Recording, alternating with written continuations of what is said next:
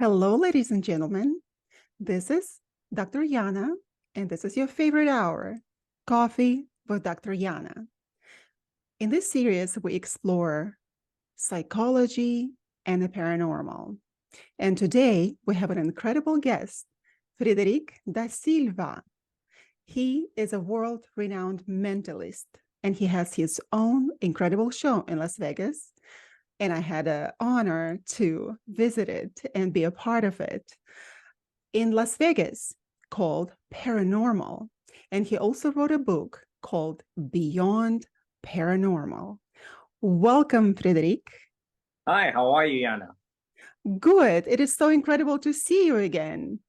Thank you very much. Pleasure to see you too. We've been talking about doing this podcast for a long time, and I'm glad we're finally doing it. Yes, exactly. I remember how we met. It Tell was me. so, yeah, well, I was in one of your shows, and there was this huge line. Well, first at the beginning, when I was at your show, I was looking at you and thinking, how come I know him so much? Right. But you and I never met before. And then when there was a long line after the show, you were For the meet walking and by and you told me it's good to see you again. And I said, interesting. yeah, I said, we Yeah. never met in this lifetime. So very interesting, but we're going to get to that later. Yeah, it's interesting because even as today, I was about to ask you how many times did you see the show? So I still have this feeling that we have met more than once, but you are the expert about the subject. Well, we're the experts in our areas. And very interestingly, that our areas overlap. This is what I saw you in action. I was amazed. I was amazed by your genius, in fact, and what you can do with the minds of the people. That means that first you had to master your own mind, right? Right. Yes, absolutely. I mean, the show that I do is very different than other magic shows because there's no props, there's no assistants, there's no sceneries. Really wanted to do a show that was just about using mind tricks, I would call them, or at least using my mind. So I knew that I could travel anywhere to do the show. And I knew also that nobody could steal the show just, by coming with $1 million or two and say, I'm just going to steal this show and do the same thing. I wanted to find a way that I knew that it will be impossible for someone to just come and steal my material. So I wanted to do something that would only use my mind, and I came up with the mind reading magic idea of reading people's minds. And I always loved psychology and hypnosis and body language and neuro-linguistic programming. And I say, well, I'll just an intuition, of course, and I'll say that I'll put all these things together in one incredible show. Well, actually, before seeing you, when I went to Las Vegas, I wanted to see a couple of magic shows. And your shows was the second one that I saw, and that's how we met. But the interesting thing is that I fell in love with you right there because on other magic shows that I was before, it just left a very unpleasant feeling, I must say. I don't understand what was so unpleasant there, what kind of energy there was. But with you, it was a very bright, incredible energy. You love people, unlike other magicians that I saw there. And that is, by the way, an admirable trait. You not just live for yourself, you live for your audience, for the people.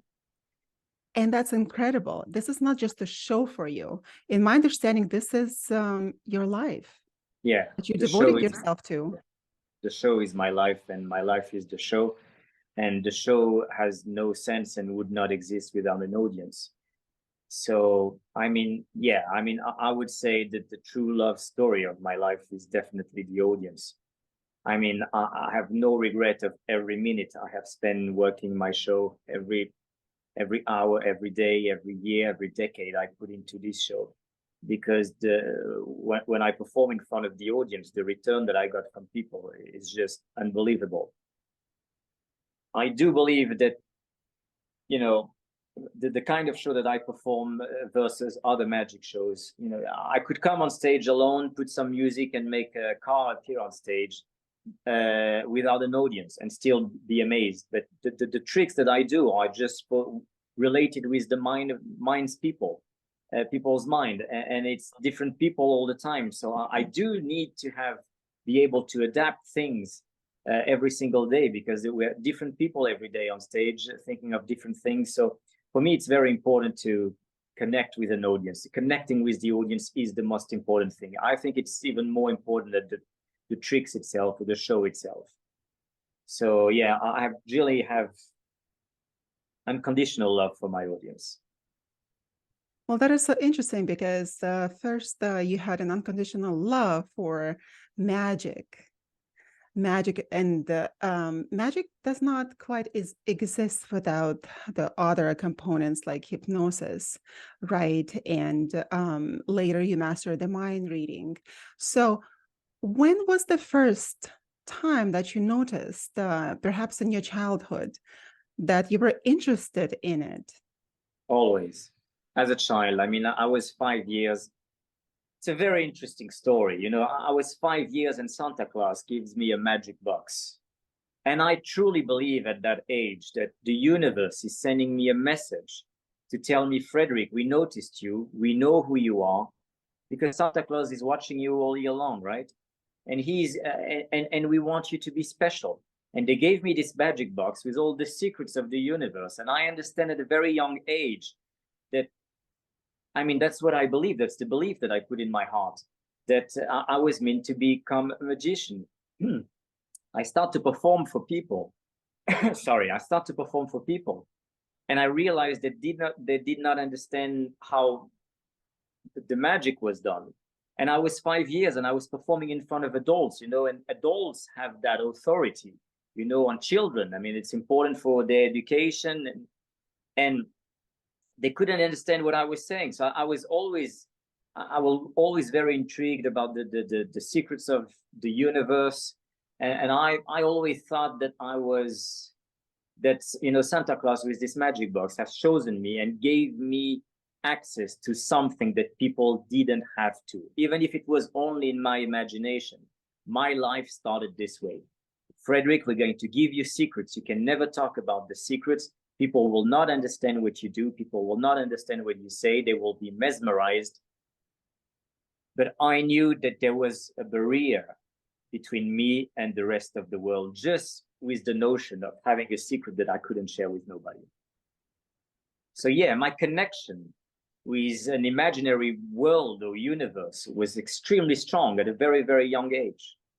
The power of belief, even if we know Santa Claus doesn't exist, that proves that at the age of 5, the belief that someone can have in his mind and his heart is strong enough to be able to accomplish almost anything.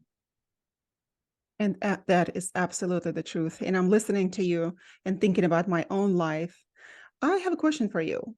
Do you have friends? Based on what you just shared with me, do you have friends? I've always been a very solitary person, and I'm always very busy in my mind. And it's very difficult for me to have a normal life. Like, I don't have TV at home. I don't want to watch movies. I'm not interested in Netflix. I mean, you know, when you say dedicated 100% your life to something, I mean, this is really what it means. I mean, I have dedicated my entire show, and it's very difficult for me. It feels like my life, you know, when you watch a movie, people who watch movies, you know, they don't want to be interrupted in the movie. They're 100%, you know, focused on the movie. They forget about the world. They don't want to be interrupted by, you know, a commercial, or these kind of things are annoying. I feel that I have lived a movie in my mind for 41 years now. And it's extremely difficult and almost unpleasant to get out of it and just come back to the real world. So yeah, I'm glad that I have the show, and I see hundreds of people every day that come in to see me, and it's a true connection. And I feel that these people are part of my family. I feel that these people are my friends. I feel that these people are my children. but I do not have, I mean, the show is basically my life, to answer your question. Yes. And I can relate to that 100%. And there was no coincidence that I could relate to you already at the time when you were on the stage and I was there in the audience in the first row looking at you. We had that connection about which we're going to talk later. However, you as a person that was chosen for this particular field, you don't exactly belong to yourself. You belong to humanity in some sense. But then at the same time, with the genius that you have and the life calling, you have to spend time in solitude. And solitude is not equal to loneliness, because in my work, what I do, I also have to spend a lot of time on my own, reading, writing, researching, and just being in my mind. And that is how I receive information. This is how my genius speaks to me. And that's exactly the way how your genius speaks to you. And I know that you mentioned that what we do, what you and I do, is different. In some sense, it is. But in the main sense of this word, it is not. Because we both receive the information and guidance from our own genius, and that is inside of us. It is not the flying anywhere. It's inside of us, guiding us on this path. So that is the exact same way how things work. And I also noticed that it is difficult to have close friends, because you don't go out and party, for example. You don't go to the movies. You don't go and hang out in different huge crowds. You don't, because you have to be by yourself in order to do that great work that you're destined to do. And that can only be done in solitude. You cannot waste your energies on things that are insignificant. So I admire you for that. I admire you for what you do. And you're my inspiration. And I'm sure the inspiration for thousands and millions of other people who came to see you. So people love you and they are with you and around you, but then nevertheless you love people, but you have to spend a lot of time on your own. That is incredible. Well, thank you for your kind words. I appreciate it a lot. I have a question for you. Did your parents support you in your passion for magic? Luckily, yes, because I was so young that I was still going at school and I was still doing well at school. And yes, because I was so young that I couldn't even quit school at that age. So they actually asked an authorization for me to work because I didn't have the legal age to work, but I wanted to perform. So that was accepted. And I didn't have a car. So they were, almost spending all the weekends bringing me to performances where I could perform, because I started to perform very, very young. I was the youngest professional magician in France at the age of 13. So I was already in business and working.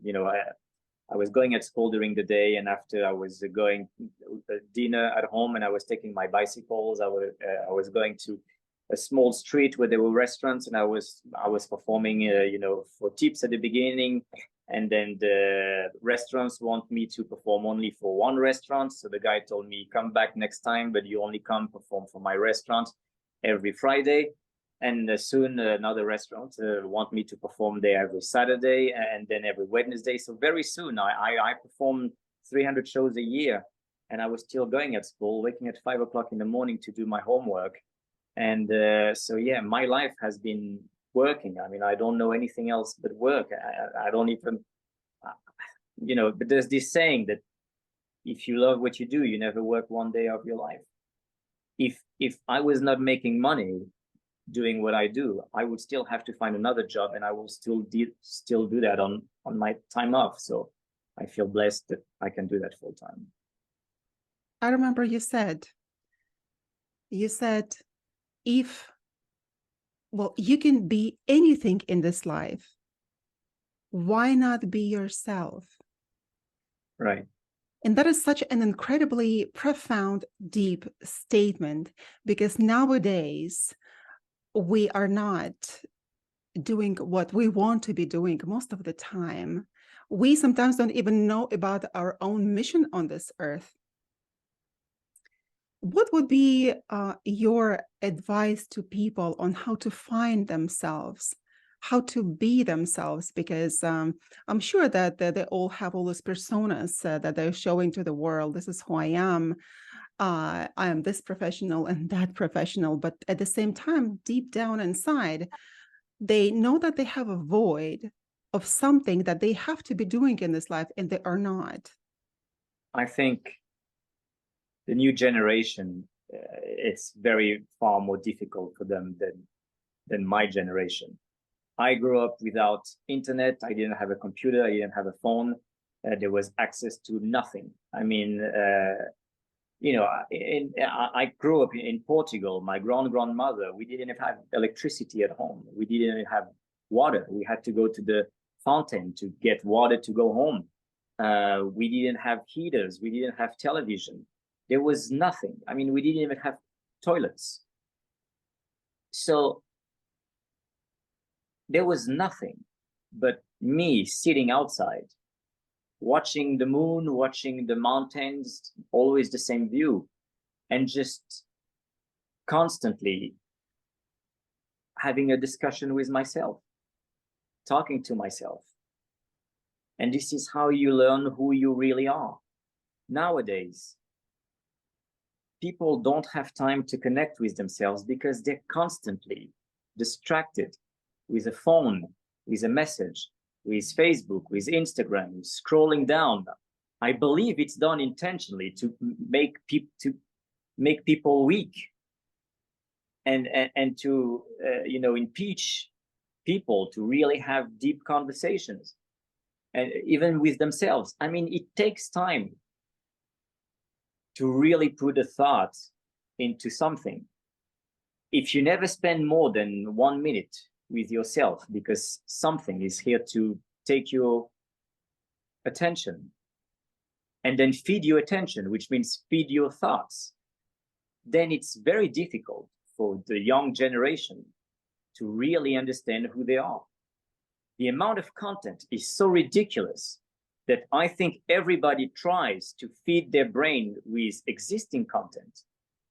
And then you think that you're learning something, but you're just learning what somebody else is, and not yourself. I even have difficulty reading because I think it distracts me from my own book, my own story that I'm constantly having my own brain. But you know what? I'm happy to be the way I am. I don't want to change anything, and I feel sorry for people for that addiction that people have with their phone and never have time with themselves. I mean, it's very difficult. Yeah, that's why I said not a long time ago, in a world where you can be anything, be brave enough to be yourself. Be brave enough to be yourself. Be brave enough to be yourself. Yeah. You need to be brave and not be just the result of what you read or what people told you.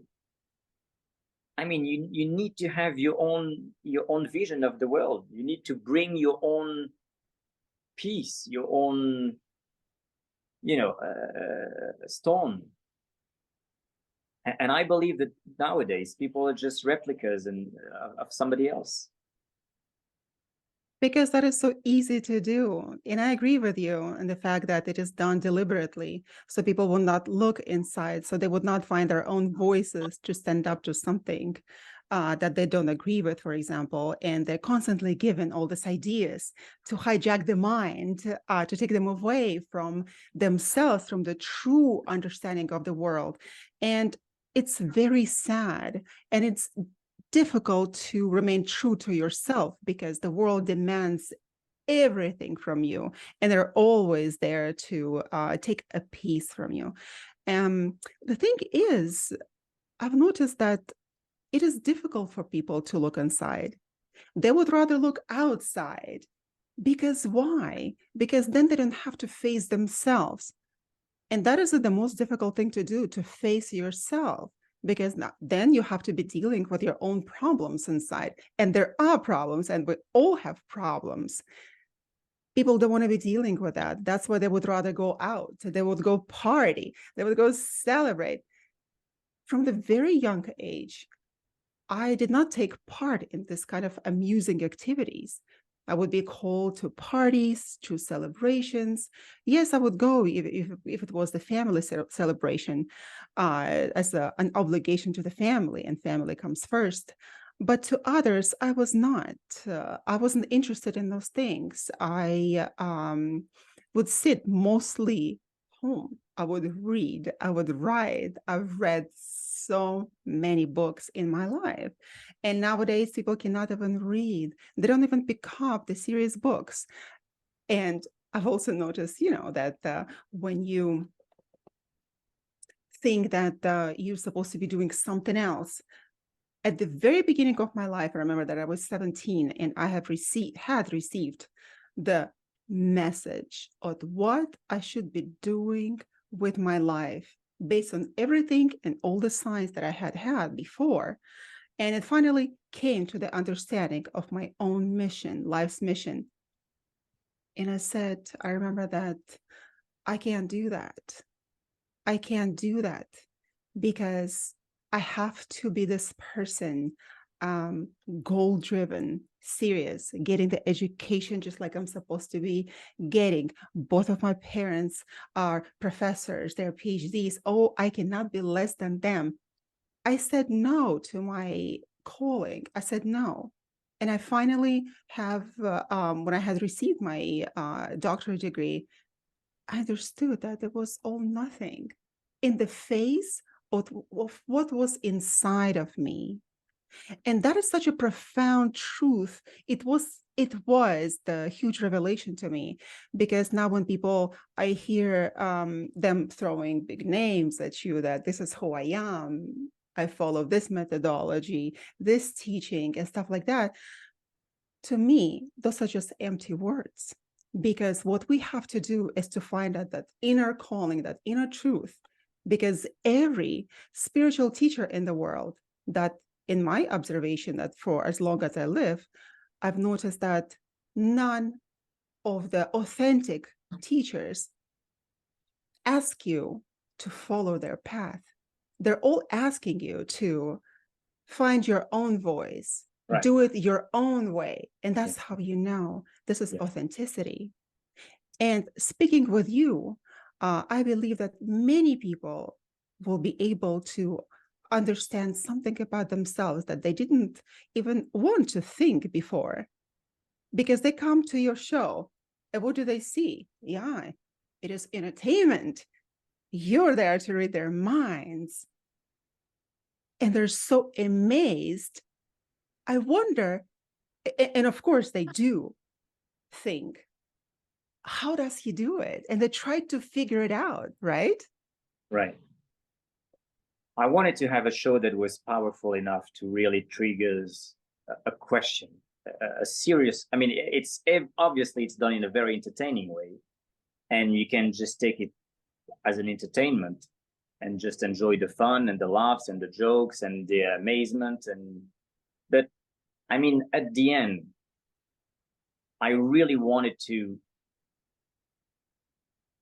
make something that was almost shocking, believable enough that you can't really leave the show without asking yourself, how is that possible? I mean, it's a one-man show. It's only me alone. Nobody is helping me doing the show. How can possibly someone can do something like that? And what does it mean? Does it open the doors to something? Does it mean that we are not as limited as we are? Are we capable of way more than we think we are? And I'm obviously not here for people to believe certain things. I mean, I'm not claiming to be psychic. I'm not claiming to have any supernatural abilities that other people wouldn't have. But you can certainly use all the sense that we have and develop them to a degree where we can probably achieve way more than we are actually achieving normal lives or regular lives. And So hopefully it's a question that is, hopefully what I'm doing is shocking enough for people so they can kind of wake up and say, even if I'm just manipulating you,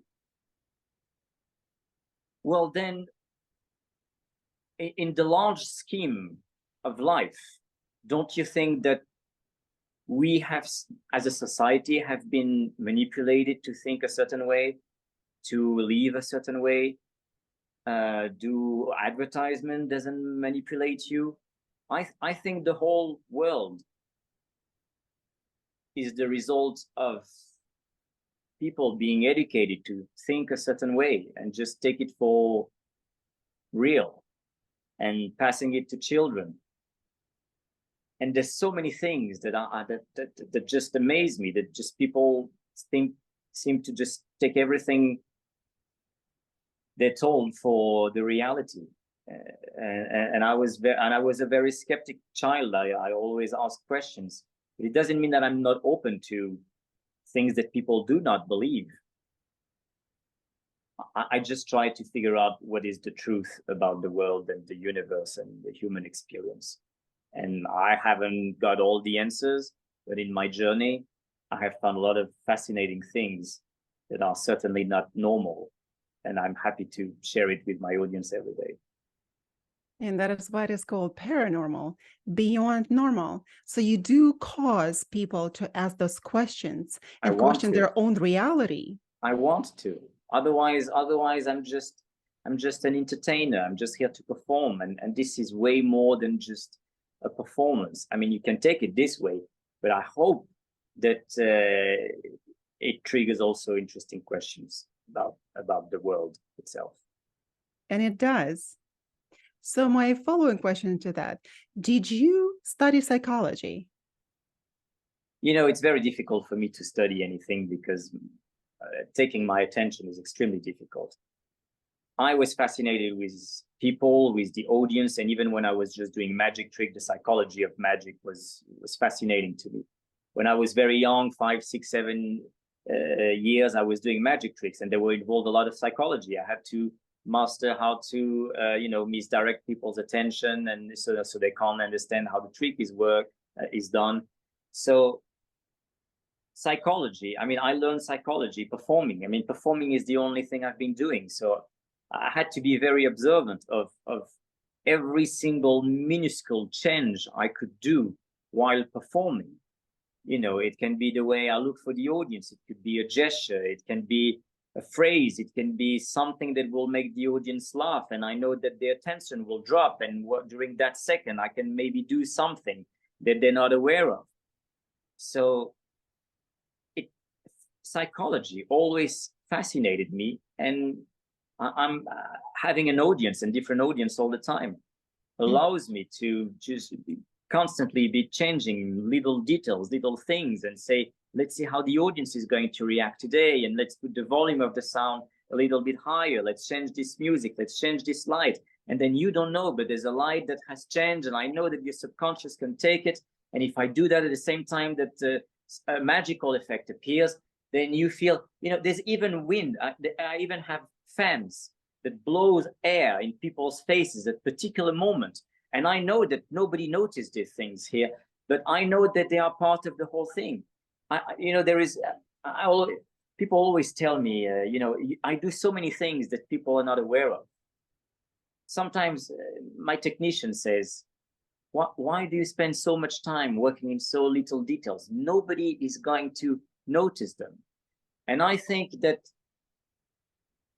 all these little things that nobody notices brings to the results that everybody wants to. If you are passionate enough to put ridiculous amount of time in something minuscule, but you do that every single day, I can guarantee you that in 1 year, in 5 years, in a decade from now, you achieve stuff that people will consider as impossible, and they won't even comprehend what you're doing. Because when you see my show, you think that everything is easy, right? You say, this guy puts zero effort into his show. He's like, just literally, it's how can it be so easy for him to do that? I mean, the answer is obviously, you can't even imagine how much work I have put into this. It's my entire life. That's why it became easy. But then it's so easy that it becomes ridiculous.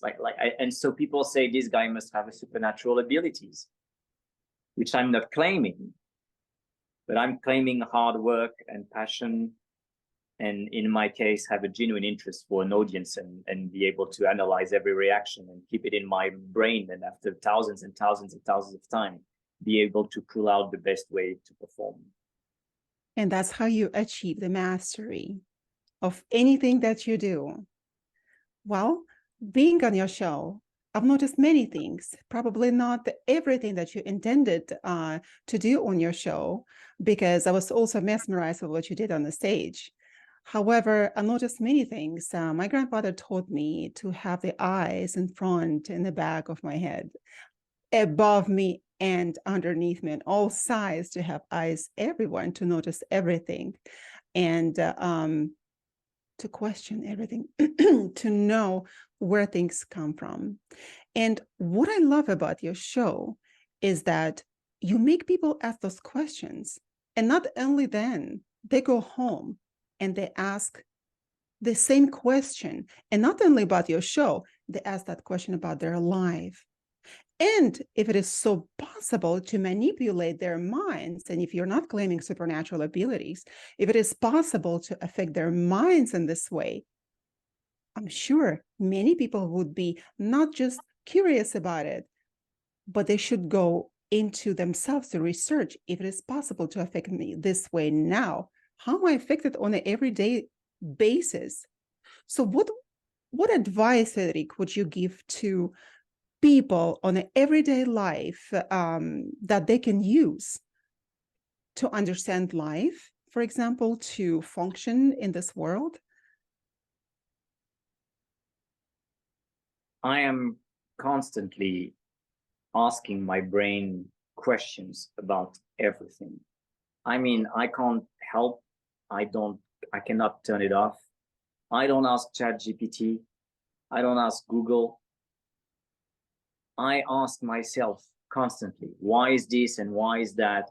And why did I come to this place? And why people are here? And I watch them, and why they're having a great time. And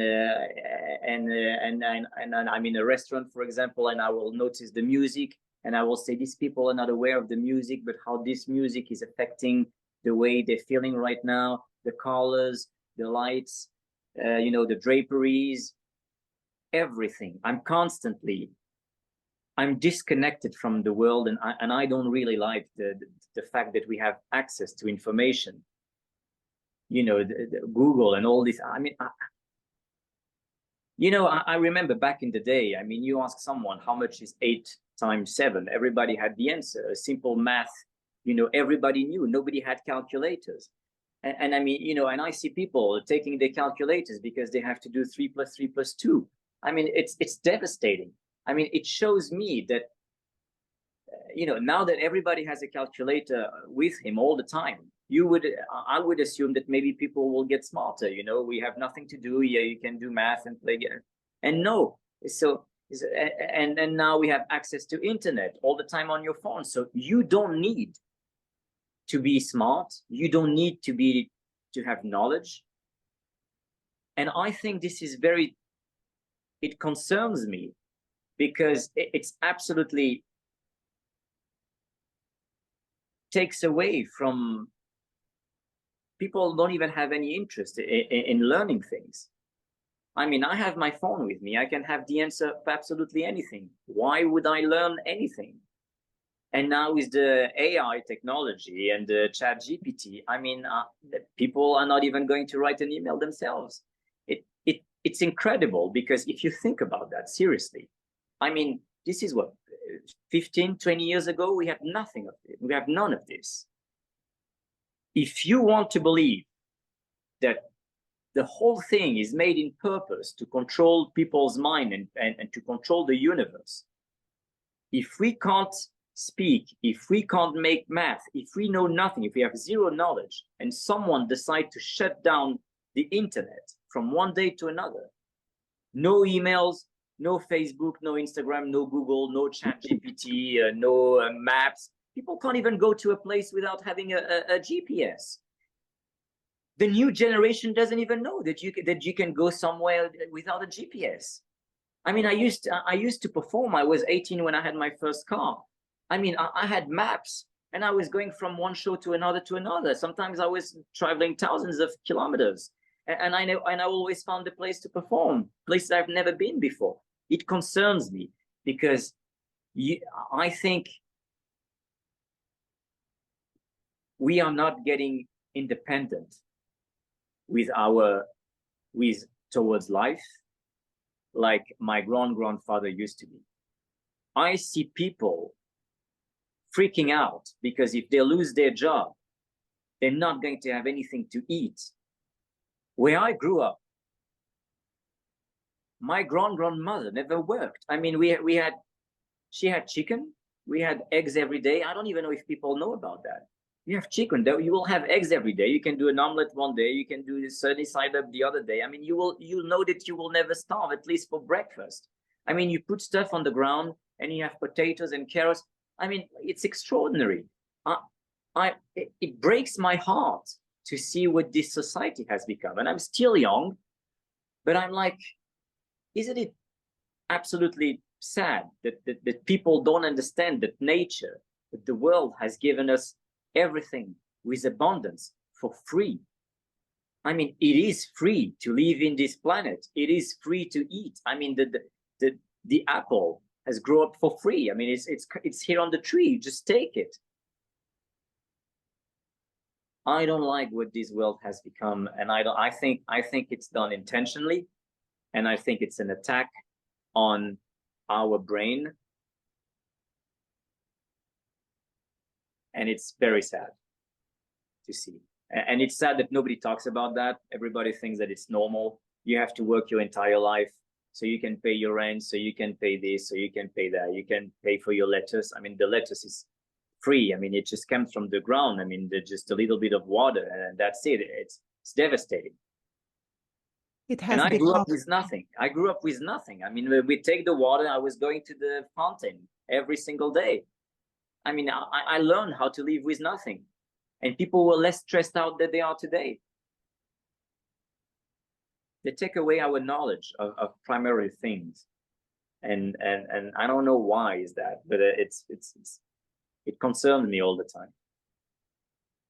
So now with abundance of everything in the world and immediate access of everything, we lose our heritage.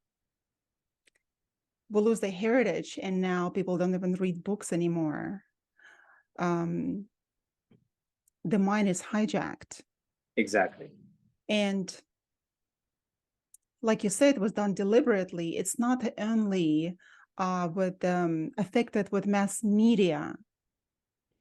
It is also affected through all sorts of other channels in order for people to have a brain fog, in order not to be able to think I agree.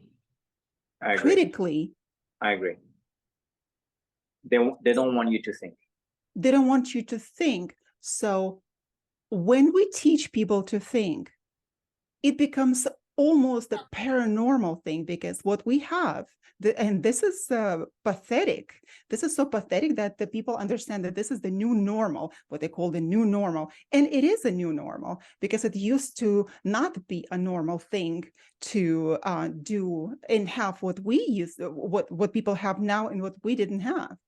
And the thing is that, in my understanding, the deprivation causes people to achieve more, to go and strive for more things, not just material things in life, but to achieve some spiritual heights, mental heights, physical heights, to master something that will serve them personally.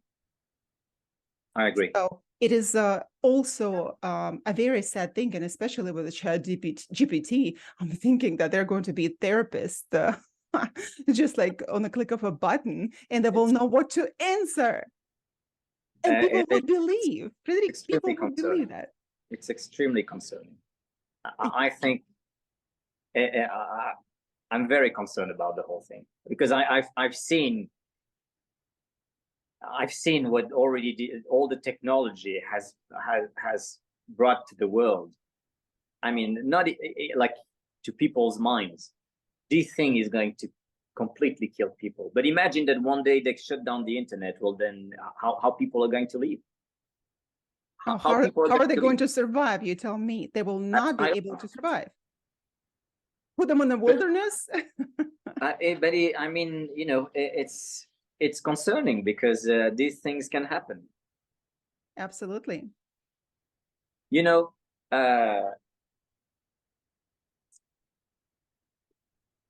there's so much information also that I think,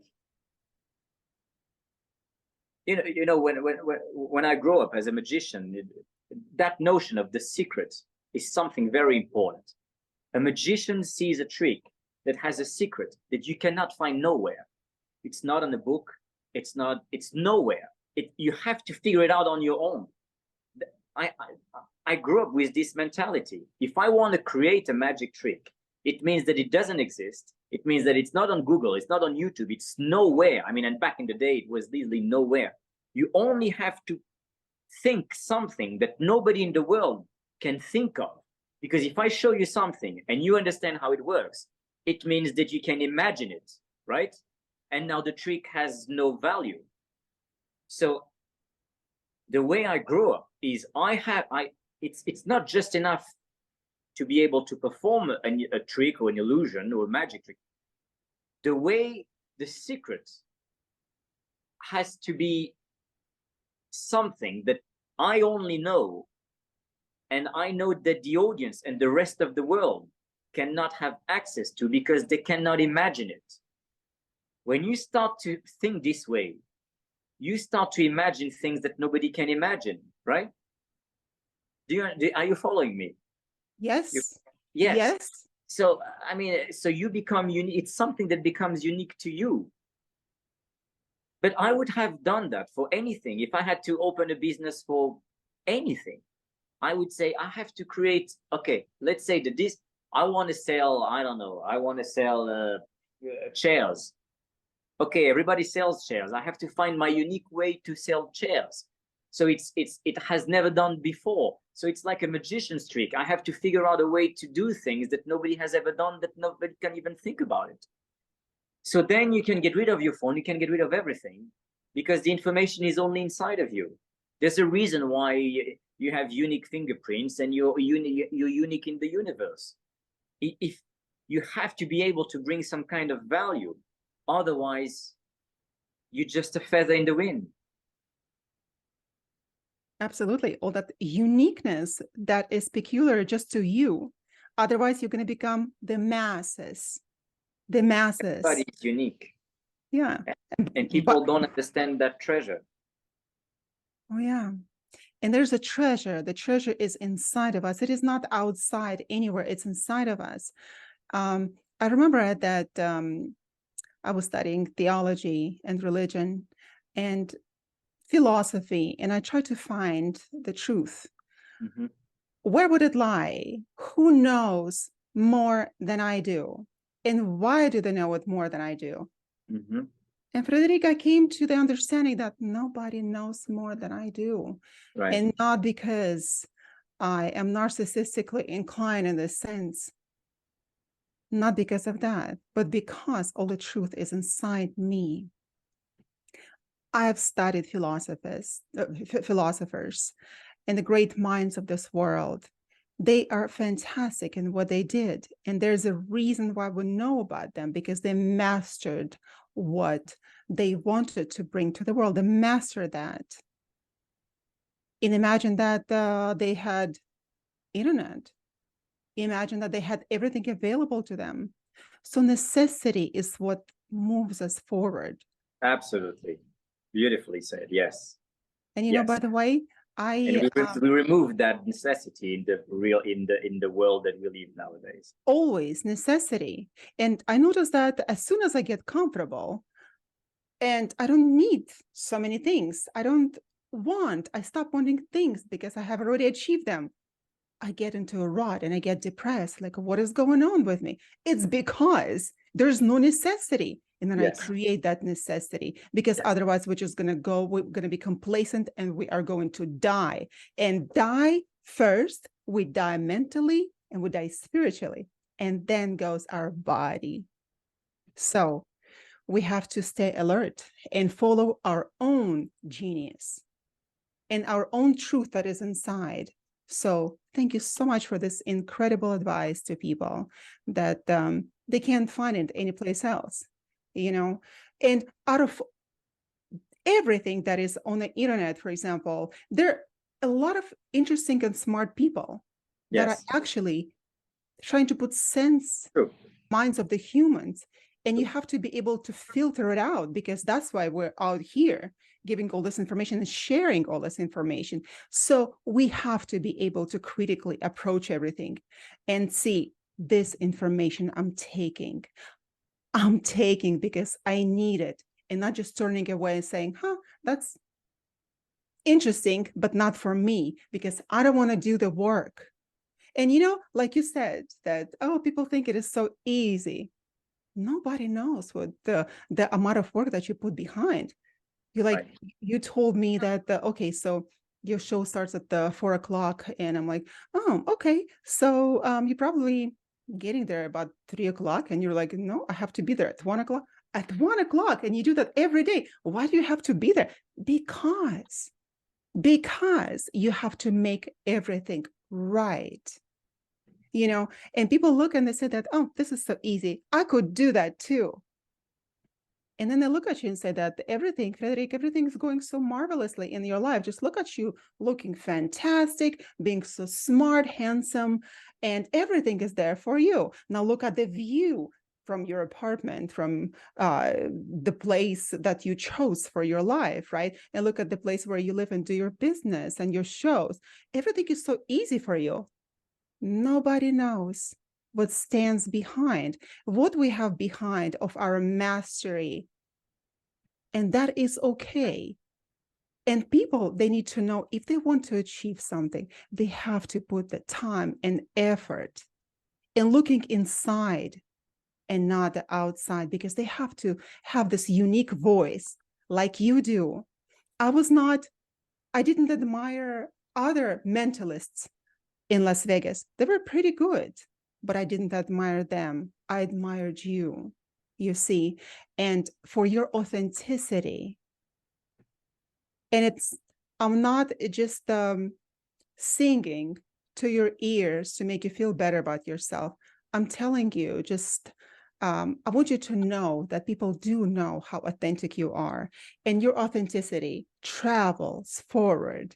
And people know that, and it touches their hearts, it touches their minds. So that's why you're here for. It's one of the reasons why you're here on this earth. Thank you. And Thank you. maybe now that we don't just come to our genius, to things that we do in life, just out of the blue. We just came to, we just thought it up and we're going to do it, right? Maybe we can. It's interesting what you said earlier. Not a long time ago, I asked my staff before we opened the theater. I asked to everybody, there was about 10 people, and I was just curious. I told them, if you could be me and have my life instead of yours, I'm telling that to the ushers, to the technicians. Wow. If you could be me in a snap of fingers and have my life with everything I have, would you switch it? And all of them told me no. All of them. I haven't found one person that knows me a little bit, because most of people don't know me. And the people who know me, they don't want to switch neither. So I think that the people who see me every day understand that behind the fun and the entertainment, there's so much toughness, discipline, suffer, pain.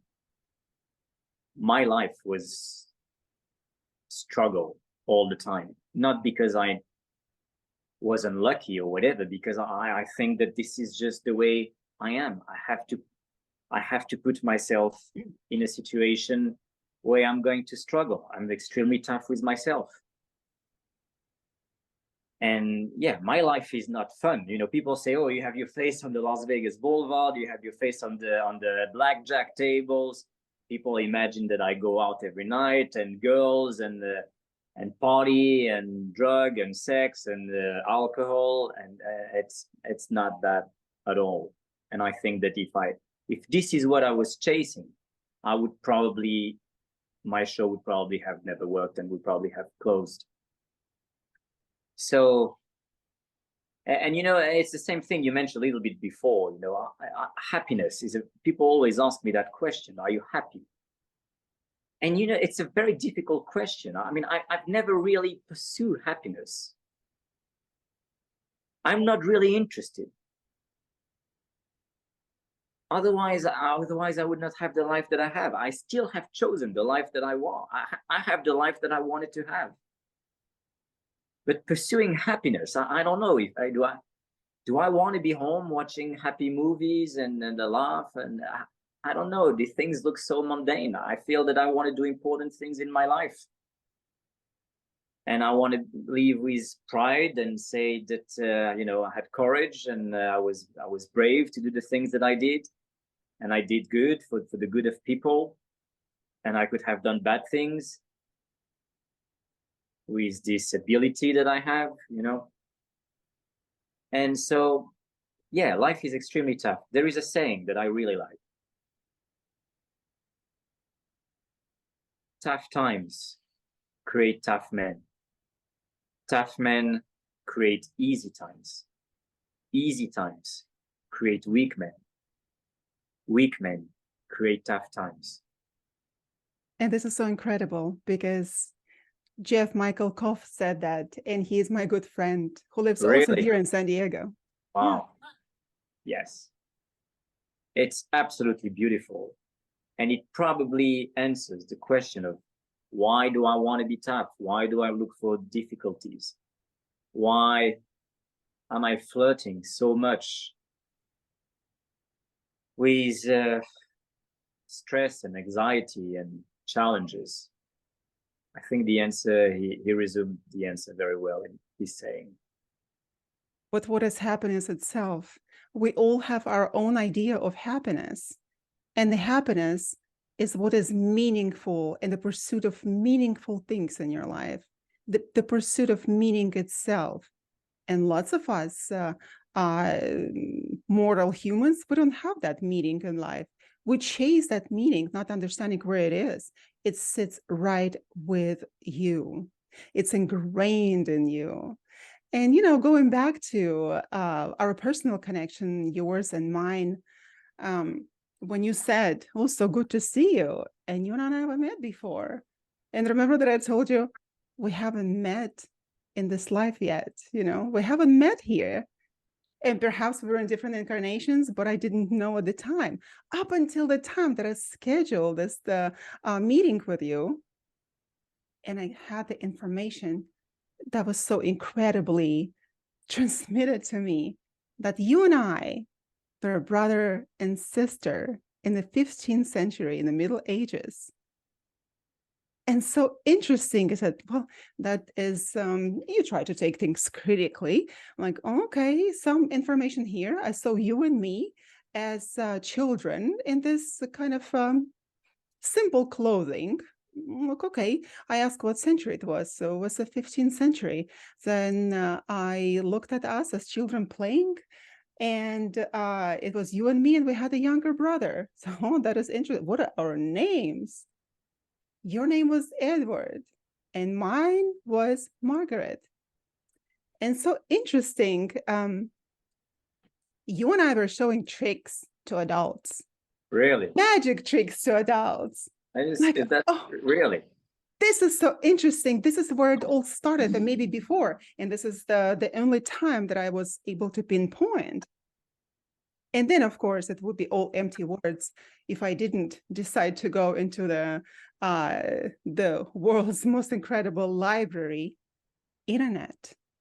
because a lot of the times and I'm a scientist, and you know that I have to deal with scientific publications all the time, but you can't really find that information sometimes in my research, what I do, the spiritual study. And I put the names, Edward and Marguerite, 15th century. Oh, and also I got the information that it was in Rouen and it was in Normandy.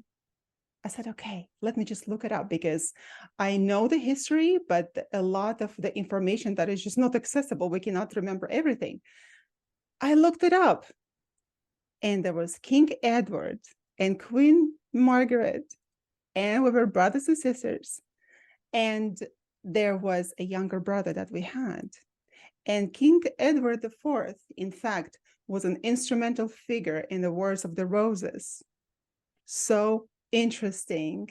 And another interesting thing was that you particularly, you were born in Normandy when our father at the time was stationed there to overlook the lands, the British lands. And I was born in England. And the interesting thing is that for the past several incarnations, my life was tied to England in so many different ways. It was France and England. And when I tried to look you up, okay, where is he from? And somewhere in your biography, I noticed that you're from town. What is it called? Rouen. It's extremely, even in French, people misunderstand both cities. Yeah, Rouen. So it's in France. Yeah. And it's also in Normandy, right? No, but it pronounces almost the same way. It's a pronounce is almost the same. But that is incredible that you stayed in France, and that's where you were born. And myself, I had, just because even the connection with that past life in England, I grew up there. Nevertheless, you and I had some interesting connection there, showing tricks, and that was so important for me to know at the time. And that's how you and I were able to connect personally. We were doing what, like magic tricks? Like magic tricks, right? We were showing magic tricks. Yeah. On the 16th century? Was that? On the 16th century? 16th century. Yeah. Yeah. And it was actually that was the 15th century. Yeah. And when we see people in our life, that when we immediately connect to them, there is a connection to the past lives. And so happened to be that people may think that, of course, you were king and queens, and we were just pure mortals. Oh, no, I was a pure mortal too at some point in time. But most of my life is connected, interestingly enough, to French royalty and the history, and the English royalty as well, and also the English writers over the past several centuries. This is so interesting. So you stayed in France because you were born before in France. And interestingly enough, that when I went to school to study English, French was my second language. I could not study French. Even then, I couldn't study French, because there was a war and all the teachers had to flee the country. And so, yeah, that's an incredible connection, brother. Which language we were communicating into?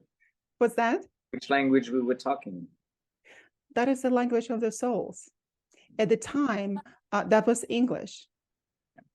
That was English, but you knew French, and you were born there, and again and again. So that is incredible. So you and I, particularly, we were pretty close, even growing up in different countries. And even now, our personalities, I would say, are similar as well. So that is a very interesting connection to the past, that I must say, I learned a lot with you. Interestingly, you live in San Diego, right? Yeah. Yeah. And it's almost, and I live in Las Vegas, and it's the same distance than friends from England, right? It's like, it's almost the same distance. Yeah. We are now separate from the same distance that we might have been Yeah, in the past. exactly. Interesting. And again, we're not in the same place. We're separate, but nevertheless, we found each other. Like the souls, they travel in clusters, and at some point in time, we're going to find each other sooner or later. But we don't understand why we have such a personal connection with a person. And people come to me, and we do past life regression with them. And just because it's their personal journey, I sometimes don't know what their past lives were, but in connection with me, I have this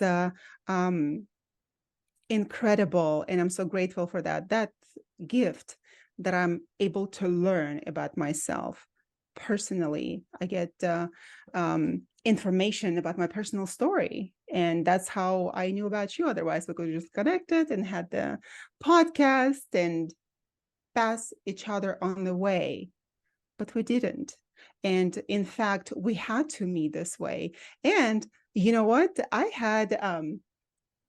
In fact, I was supposed to meet with Jeff Michael Kopf, whose Really? incredible, quote you just mentioned. He was supposed to come, in fact, yesterday on Friday the 13th. That's crazy. This is crazy. You know why? Because we connected also in the past life. Oh, that was the 13th century. 13th century. And the event also took place on October 15th, 700 years ago, over 700 years ago. And that is incredible that we had to meet that day, but it didn't take place. And I understand why, because probably karmically we were not supposed to close the loop. But the incredible thing is that we were supposed to meet yesterday. So we're all connected. If we just look inside and dig a little deeper and try to understand the intricate story of your life, things would get much more interesting. So I am amazed, and I'm so thankful. And that was crazy. I mean, I was unprepared. I mean, this quote just came from the top of my mind. I love it, actually. It's one of my favorite quotes. Yeah. There are no coincidences in life. It's crazy. Yeah. So I have a question for you. Yes. Can I ask you a question too? I know you're the one who asks questions, but you didn't send me those questions before. How am I supposed to answer it now? It's a very simple question. Okay. Because I was thinking today when I woke up, I said, okay, well, we're going to do this interview together. And I know you specialize. I mean, you're really knowledgeable about the things that I'm not. I was wondering, Frederic, these things of past life, people, the reincarnation, people coming back. Why would you think that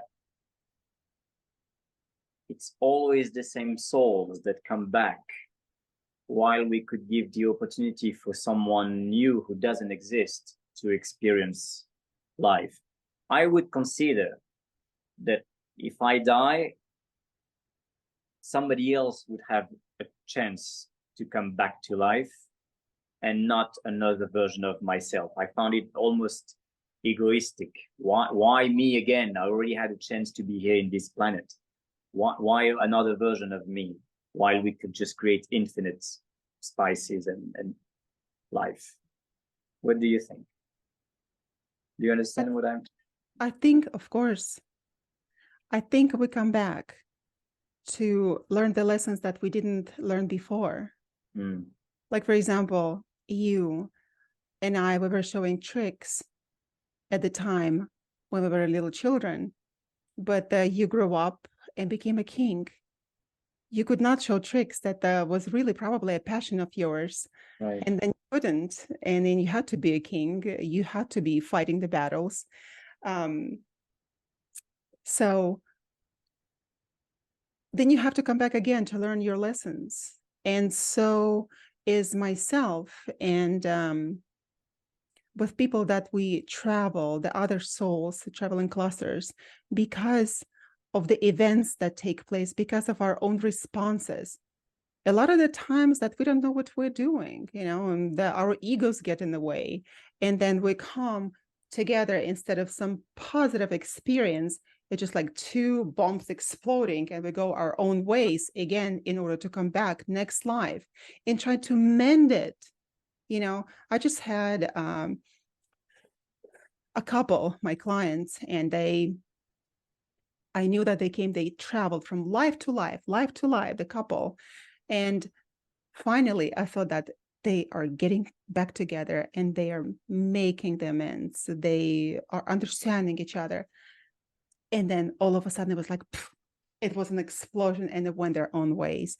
And I understood that not meant to be. Perhaps they're going to come back in next life and they will be able to resolve that conflict. But our egos get a lot in the way. A lot of traditions, they say, with the reincarnations, all you're looking for is not to ever come back, to be there, to find your eternal happiness. I don't know if I do want that, although I don't want to come back in next life, God forbid, in some sort of a dwarf body, not looking good. I don't want that to happen. I want to come back looking good and be smart and have good opportunities in life. But the thing is, what we have done in your previous incarnations is just like the gradual evolution of your soul. And depending on the choices that you make, you come back. You come back in different bodies. I was really fortunate to come back in this one, although I was so many times a man in previous lives. And thank God I'm a woman this time, and perhaps I will be very happy when I come back a man, hopefully handsome man. But the thing is that in my life, I did not have, being me, I didn't have many possibilities and opportunities, and everything wasn't given to me on a silver plate. There was a war, there was famine also, there was a complete destruction of my country. I had to reinvent myself and find a different homeland, and then to become who I am today. I wouldn't be who I am today if I had everything given to me. But at the same time, what I came to and what I've done with my life, I've used hypnosis since I was a child, not knowing that hypnosis was. Right. So that's how our own genius talks to us. Yes. And we have to listen to it. Right. We have to listen. So any more questions? I'm It's ready. Interesting. I'm ready. Interesting what you just said, because just on my way here to the interview, I had the exact same thought. I thought that I hypnotized myself as a child and during my teenager years without knowing that I was actually doing it. So very interesting that you just mentioned that right now. Like I was literally thinking about that an hour ago. Yeah. Talking about the connection, and as children we were pretty connected. And I don't know about the recent incarnations, perhaps we were there as well, but that French connection, French and England, France and England, that connection was so instrumental in my understanding of my life now, and connection between you and actually other incarnations. And it just blew my mind. So your coming into my life is helped me understand a lot in this life that I wasn't able to understand before. So I thank you for that. No, thank you. It's a pleasure. Yeah, I thank you. You're an incredible human being. You're well of wisdom, and we need to have more people like you in this world. Thank you. And I'm going to come to Las Vegas to see you again, just to come and see you, to be on your show and to chat with you. I know that you're a very busy person, but I hope you can make some time for your sister. Absolutely. Well, I have to now. Even as I was Queen of England. So absolutely, my pleasure. Yeah. Well, wonderful. Thank you very much. Thank you. And I hope that we meet again and very soon. Absolutely. Well, ladies and gentlemen, we had an incredible guest with us, Grandmaster of Illusion, Magic, and Hypnosis, Frederic Da Silva. Please buy his book, because that will give you answers to many, many of the questions that you had, and maybe you think that you didn't have, and you will be able to answer them with ease. Well, and I also suggest you go to Las Vegas to see Frederic in action, because I was there, and me as a professional hypnotist and hypnotherapist, it blew my mind. I was taken away, and I said I had to meet with him to see what he's all about. So I hope that you travel to Las Vegas and see him. And if you can't, turn on his shows and watch them. Thank you very much for being with us today. It was Dr. Yana with your favorite podcast, Coffee with Dr. Yana. Goodbye, and until we see you again.